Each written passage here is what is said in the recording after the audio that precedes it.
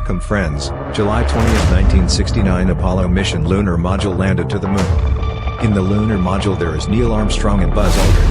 After the landing, Neil Armstrong tried to open the door to get down on the moon. It wasn't easy opening this door, due to high pressure. But he successfully opened it after a little struggle.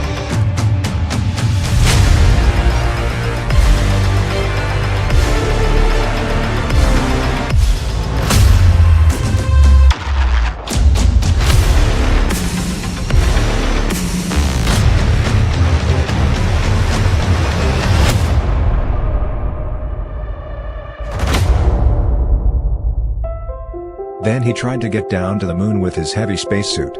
The exit wasn't spacious.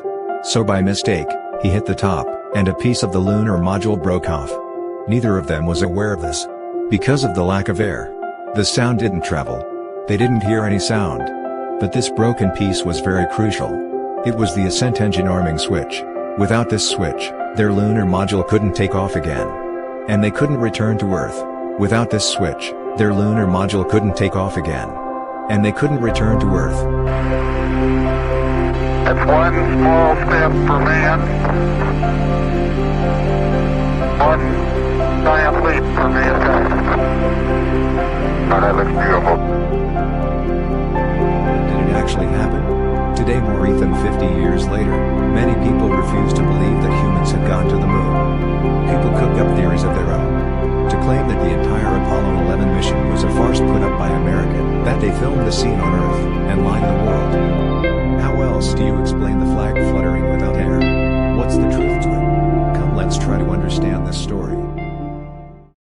Friends, you'd be surprised to know, the real reason why Apollo 11 mission was planned was a war.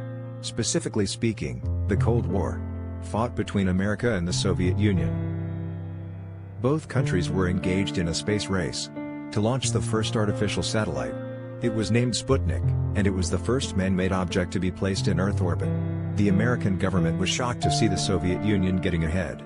Months later, in 1958, America launched their satellite as well. But 3 years later, in 1961, America got another shock. Soviet cosmonaut Yuri Gagarin was the first person to go to space. The Soviets beat America once again. 1 week later, the then President of America, John F. Kennedy, wrote a letter to the Vice President dated 20th of April 1961. He asked the Vice President how they could beat the Soviet Union. By putting a laboratory in space, or by a trip around the moon. Are we working 24 hours a day on existing programs? If not, why not?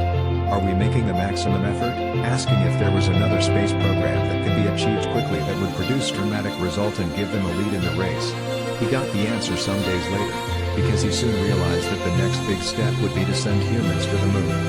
On 25th of May 1961, his famous speech, he promised that the world that he would send humans to the moon before the end of the decade. Not only this, he also promised to get the human back on Earth safely. I believe that this nation should commit itself to achieving the goal, before this decade is out, of landing a man on the moon and returning him safely to the Earth. No single space project in this period will be more impressive to mankind or more important for the long-range exploration of space. None will be so difficult or expensive to accomplish.